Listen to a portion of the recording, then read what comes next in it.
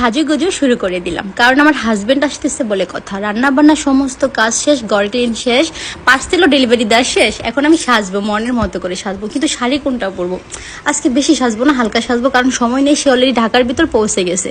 এখন আমাকে শাড়ি চয়েস করতে হবে। সাজতে গিয়ে দেখেন সাজ চোখ মুখ নষ্ট হয়ে যাচ্ছে, কারণ এত অল্প সময়। তো যাই হোক, এটুকু সাজে সাজবো, কারণ সে হালকা সাজ পছন্দ করে। যে শাড়িটা পরে আছে এটা একদমই ভালো না, তার একদম ভালো লাগে না। তখন আমি শাড়ি চয়েস করবো, কোনটা পরবো। এই তো এটাই পরবো। এটা একটা লাল শাড়ি, আর এই শাড়িটা আমার খুব পছন্দের। এই শাড়িটার প্রাইস ছিল 20,000 টাকা। এটা হয়তো অনেকে পেজে খুঁজেছেন, কিন্তু এই শাড়িটা দেওয়া যাবে না, কারণ এত দামি শাড়ি আনলে কেউ নিতে চায় না। তো যাই হোক, এখন আমি শাড়ি পরতে যাচ্ছি। শাড়ি পরা শেষ, চুড়ি পরলাম। প্রিয় মানুষ আসবে। আসলে কি, মনের মানুষের সাথে দেখা করতে গেলে না, নিজের মানে সব থেকে বেস্ট যেন লাগে সেই চেষ্টাটা আমরা করি। তো যাই হোক, চুড়ি পরলাম, শাড়ি পরলাম। এই তো শাড়িটা লাল টুকটকে শাড়ি। অনেকে কমেন্ট করছিলেন যে আপু আপনি লাল শাড়ি পরেন। লাল শাড়ি পরলাম, চুল আঁচড়ালাম, অপেক্ষায় আছি সে কখন আসবিস। এই রাস্তাটা দিয়ে সে প্রতিদিন আসে। এমনি তো সে যখন বাইরে যায়, কাজে যায়, আমি এইখানে বারান্দায় দাঁড়িয়ে দাঁড়িয়ে অপেক্ষা করি সে কখন আসবে। সে আইসে এই বাইকে একটা হর্ন দেয়, আমি দৌড়ে একদম বারান্দায় চলে আসি তাকে দেখার জন্য। এদিক ওদিক, এই যে দেখেন সে উল্টা পথে আসছে, কেমনটা লাগে। সে সবসময় দিক দিয়ে আসে, আজকে সে এই দিক দিয়ে আসছে। এই উপরে তাকাও, একটু সময় দেবো না, দেখবেন যাইবো গা। এই যে দেখছো আমি এতক্ষণ দাঁড়ায় আসছি, সে যেটা দাঁড়াবে সেটা না, সে একদম সোজা ঢুকে গেছে গ্যারেজের ভিতর। তো যাই হোক, সে আসবে। উফ, আজকাল একটু ভয়ও লাগতেছে, কেমন যেন শরীর কাঁপতেছে, কারণ সাজছি তো লজ্জা লাগতেছে। আর যতই হাজবেন্ড থাকুক, শরম বলে তো একটা কথা আছে। এই তো খুলবো আসতেছে।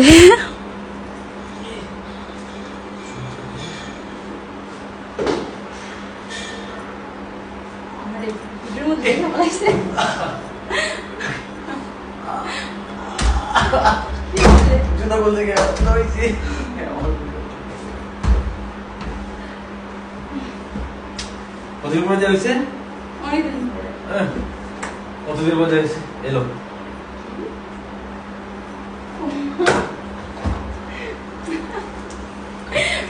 আসছে। Thank you.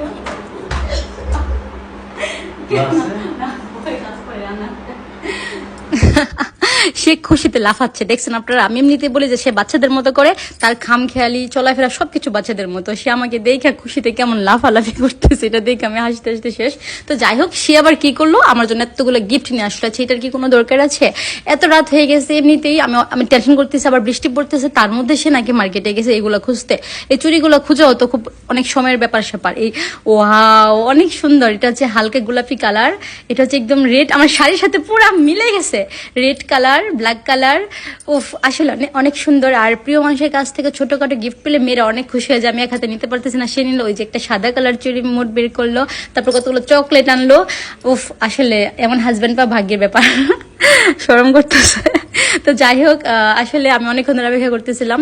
প্রত্যেকটা মেয়েরই যখন হাজবেন্ড কাছে আসে, তার কাছে সেদিন ঈদ মনে হয়, ঈদ লাগে। তো আমার কাছে আজকে পুরো ঈদ লাগতেছিল। তো তার জন্য আমি অনেকক্ষণ ধরে অপেক্ষা করে বসেছিলাম সে কখন আসবে।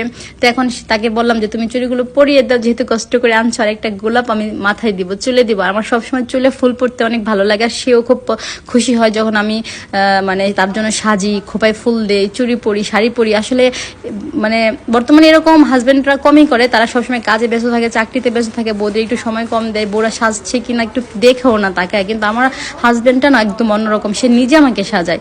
আপনারাও দেখেন যে আমি প্রতিদিন শাড়ি পরে ভিডিও করি, এটা শুধুমাত্র ওর জন্যই। ও শাড়ি পরতে পছন্দ করে। যদি আমার লাইফে না থাকতো, হয়তো বা আমি কখনোই এতটা চঞ্চল থাকতাম না, এত হাসি খুশি, শাড়ি পরা, চুড়ি পরা, হয়তো এগুলো আমার লাইফে থাকতো না। সে আসছে মানে আমার লাইফটা একদম মানে রঙিন হয়ে গেছে, খুশিময়, সুখময়, শান্তিময়। হ্যাঁ, মাঝে মধ্যে ঝগড়া হয়, তখন আসলে ভালোবাসা বেশি থাকলে ঝগড়া হয়। আপনারা হয়তো অনেকে বলবেন যে এত পিরিত, তাহলে ঝগড়া কেন করো? আসলে ভালোবাসা অতিরিক্ত যাদের মধ্যে, তাদের মধ্যে ঝগড়া, সন্দেহ, কথোপকথন, তর্ক বিতর্ক বেশি হয়, কারণ হারানোর একটা ভয় থাকে।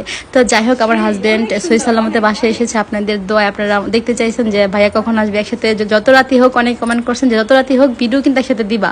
তো যাই হোক, আমার এই হাজবেন্ডের ভালোবাসার জন্য আমার সারা জীবন থাকে, আপনারা দোয়া করবেন। আর আমি তাকে, আর এখন সে খাবে, আমি তার জন্য খুব যত্ন করে রান্না করে রেখেছি।